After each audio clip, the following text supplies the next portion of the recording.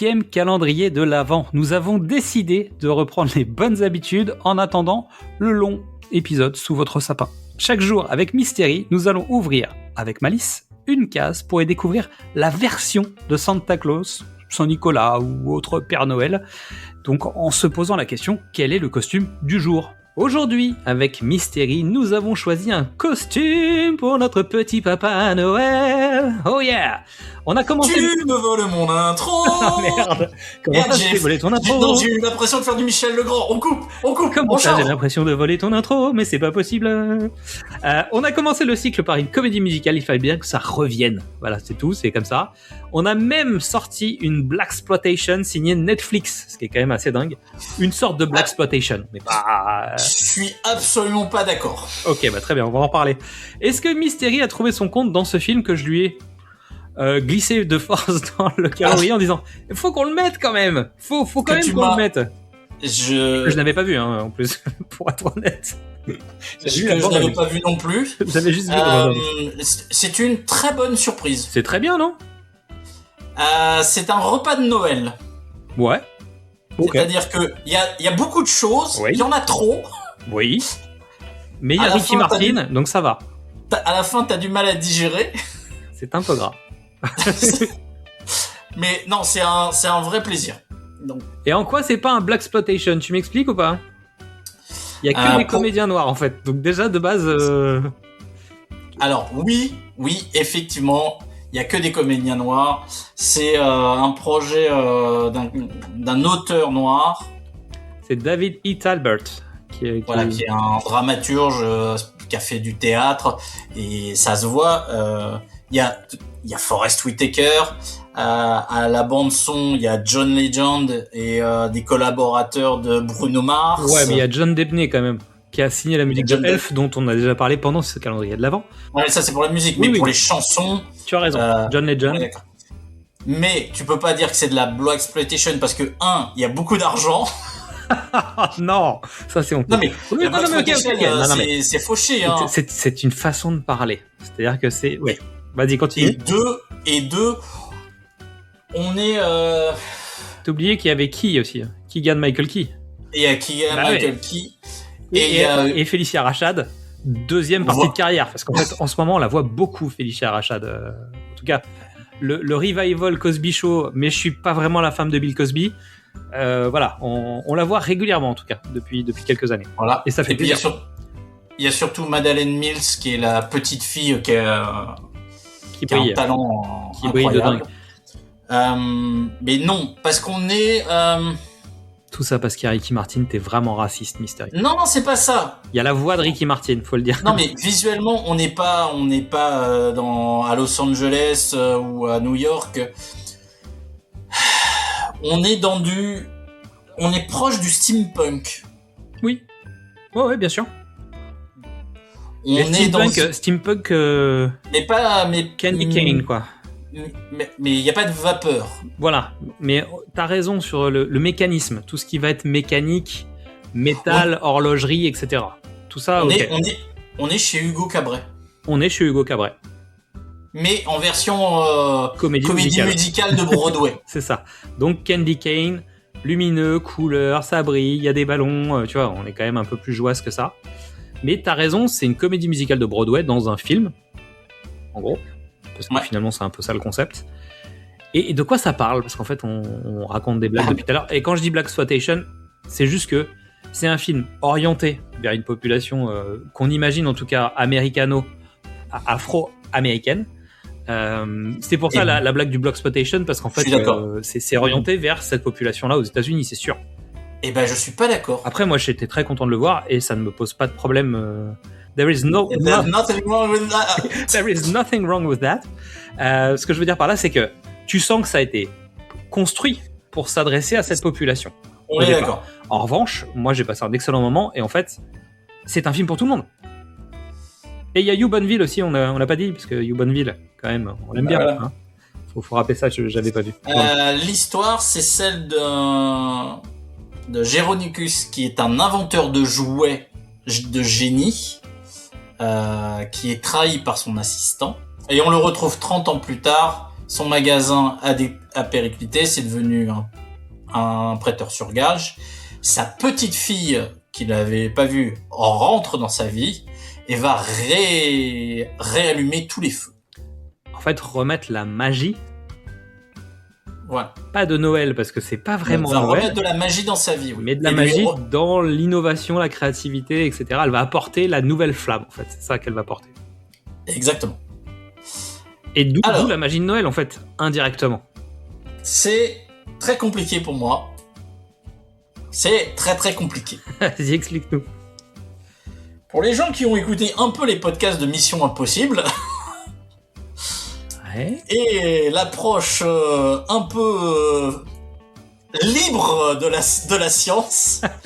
Oui. Autant vous dire que la racine carrée de l'impossible et la tangente de la surprise et le sinus cosinus de la croyance, ça gratte quelque part. Mais je trouve ça, voilà, il y a une espèce c'est charmant. D'univers de rationalisation de la magie. C'est à la fois Hugo Cabret et c'est à la fois le Wakanda du 19e siècle. C'est-à-dire un mélange de magie et de science. Le Wankada, plutôt, parce que... Le Wankada. On est plutôt sur le Wankada. C'est original. C'est très original. Voilà. Ça me gratte, mais je ne peux que m'incliner devant l'inventivité. Mais comme il y a plein de sous-histoires, que ça dégueule un peu, qu'il y a les chansons, qu'il y a le style graphique, que, tu vois, il y a tout, et c'est vrai que le fameux trop dont tu parles, c'est un peu tout ça en même temps. C'est-à-dire que c'est vraiment le chocolat chaud fait avec du vrai chocolat et du lait, mais on t'a rajouté les marshmallows, mais on t'a mis de la chantilly, mais on t'a mis les petites vermicelles au chocolat, et puis on t'a mis un petit palmier avec un singe. Et il y a un moment où tu dis, les gars, faut quand même c'est que pas dans un mug, c'est dans un gros bol. Et faut quand même que je le boive, ce truc, tu vois. Et j'ai pas envie de faire un coma de sucre juste parce que j'ai attaqué le machin.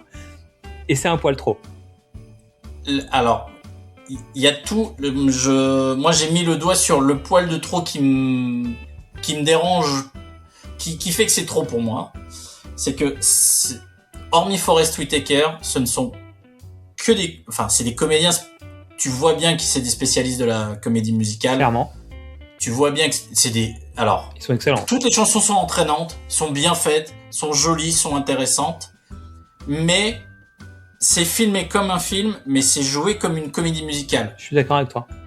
Et donc, les comédiens de comédie musicale, ils jouent pour les gens au fond de la salle, au 3e rang. Exactement. Donc, il y a un tout petit peu de surjeu, mais parce que c'est la comédie musicale qui veut ça. Il faut que tu vois les émotions de loin. Il faut que tu sentes, en tout cas, la dynamique, quel que soit l'endroit où tu te trouves dans la salle. Je pense que la caméra est un tout petit peu trop près du comédien, ou que le jeu du comédien est un tout petit peu trop fort pour la mise en scène. Et le problème, c'est qu'en fait, t'es obligé d'être pas loin parce que sinon, t'entends pas Forest Whitaker et tu le vois pas jouer parce que lui, pour le coup, il porte pas, quoi. C'est-à-dire que c'est le Forest Whitaker qu'on fait pas des surcaisses. Il a le voile. Il fait une jolie partition. Oui. Ouais, ça va. Dans tout ce qu'on a fait, je le mets derrière Michael Caine. Ok. Voire même au-dessus à égalité avec Michael Caine. Dans ce qu'il apporte. Moi, je trouve qu'il est plus down que Michael Caine au mauvais moment dans les Muppets. Et il monte plus haut. Voilà. Après, il a un personnage aussi qui le couvre parce qu'il y a deux comédiens pour le jouer. Il y a 2 comédiens pour le jouer, lui jeune et lui vieux. Forest Whitaker joue le vieux. Et donc le jeune est très bien aussi. Ouais. Et même Michael Key, qui a un trublion, on le sait. C'est ça. Mais en fait, il joue le Michael Key trublion. Et donc, c'est pour ça que ça correspond à l'esprit comédie musicale. Et là-dessus, je te suis à 200%. Les 2 secondes et demie d'émotion qu'il doit jouer, il le fait très bien. Il le fait bien. Ça marche. Et est-ce qu'on a dit qu'il y avait Ricky Martin dans le film ? Tu l'as dit 3 fois. Qui est insupportable. Il prête sa voix à un personnage qui s'appelle Don Juan Diego, qui est insupportable. En fait, le truc, c'est qu'en termes d'animation, ils ont travaillé sur quelques mouvements d'animation. Et en fait, tu vois le personnage bouclé de scène en scène. Il fait toujours les mêmes mouvements et à un moment, tu te dis, mais attends, c'est pas possible. Oui. Mais parce que c'est un... Je sais pourquoi. C'est parce que c'est dans la nature de son personnage. Voilà, donc c'est un torero en jouet. Et c'est juste qu'en fait, entre ça, sa voix qui est un peu agaçante et le personnage en lui-même qui est hyper énervant, j'ai trouvé l'ensemble assez désagréable. Et en fait, régulièrement quand il est là, tu te dis putain, tu nous saoules, vas-y, tais-toi quoi. Faites avancer l'histoire, on s'en fout de ce qu'il raconte celui-là. Et c'est pas lié à Ricky Martin, Undo Stress, Maria. En tout cas, c'est prometteur. Ouais, c'est sympa. Et moi, ça me donne envie d'explorer l'univers de cet auteur. Bah ouais, moi j'ai trouvé ça, c'est chouette. Et je présenterai le film à la nouvelle génération avec grand plaisir. Évidemment, j'ai pas de budget. Évidemment, j'ai pas de box-office parce que c'est Netflix. Je sais juste qu'il est sorti le 14 novembre 2020 sur Netflix.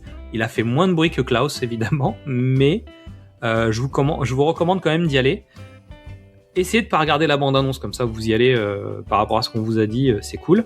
Petite anecdote avant de terminer, tous les magasins de Cobbleton, donc la ville fictive, hein, portent des noms d'inventeurs afro-américains historiques.